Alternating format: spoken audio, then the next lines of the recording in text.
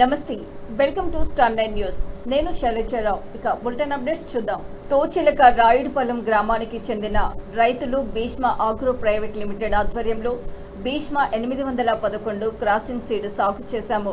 ఎండపల్లి గ్రామానికి చెందిన Bhishma company organiser Tadisetti రాము ఎకరానికి 14 నుంచి 15 క్వింటాల దిగుబడి వస్తుందని, కంపెనీ పెట్టుబడి ఇస్తుందని, క్వింటాకు 10,000 చొప్పున కొనుగోలు చేస్తామని హామీ ఇవ్వడంతో మా గ్రామంలోని 15 మంది రైతులతో పాటు ముడిచెర్ల, తిమ్మక్కపాలెం గ్రామాల రైతులు కూడా మొత్తం సుమారు 40 ఎకరాల్లో ఈ పంట సాగు చేశారు.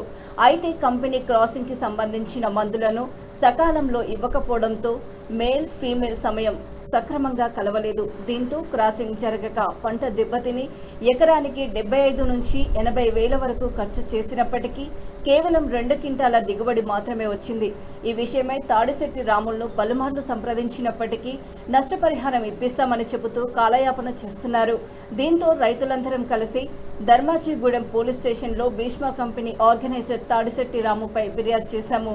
రైతులకు జరిగిన నష్టానికి భీష్మ ఆగ్రో ప్రైవేట్ లిమిటెడ్ యాజమాన్యం తక్షణమే తగిన నష్టపరిహారం అందించి న్యాయం చేయాలని అధికారులను మరియు మీడియాను కోరుతున్నామని అన్నారు.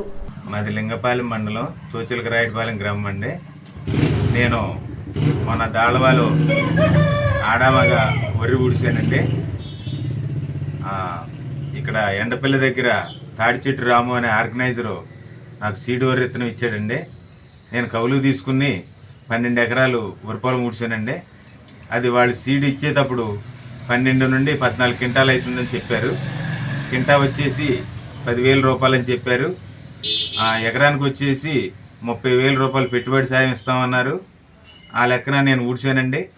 అలాగే అదే టైంలో కంపెనీ ఎండీ కూడా వచ్చారండి. నేను ఓడవ మునిపే చూశారు. ఓడవండి మీకు కంపల్సరీగా నేను పెట్టుబడి ఇస్తాను, క్యాష్ అండ్ క్యారియర్ ఇచ్చేసి మీ పండిన పంట డబ్బులు ఇచ్చి ఎత్తుకెళ్తానన్నారండి. భీష్మ ఆగ్రోటెక్ ప్రైవేట్ లిమిటెడ్ అండి. భీష్మ 8111 అండి నెంబర్ కూడా. మేము ఆ తర్వాత పెట్టుబడి సాయం అడిగితే ఇదిగో ఇస్తాం అదిగో ఇస్తామంటూ జరుపుకుంటూ వచ్చారండి. అది అలా అయిపోయింది. తర్వాత లాస్ట్లో వాళ్ళ కంపెనీ వాళ్ళు ముందే చెప్పారండి, మాకు జియో అని మందు మేము కంపెనీ ఫ్రీగానే ఇస్తాం, మీరు క్రాసింగ్ టైంలో కొడితే బాగా అవుతుందని చెప్పారు. మాకు అది దగ్గర వారం రోజుల పైన లేట్ చేశారండి. ఈ లోపల ఆడే మొత్తం కూడా ఈనేయటం జరిగింది. పోతు లేట్ అయిపోయి క్రాసింగ్ అవ్వలేదండి.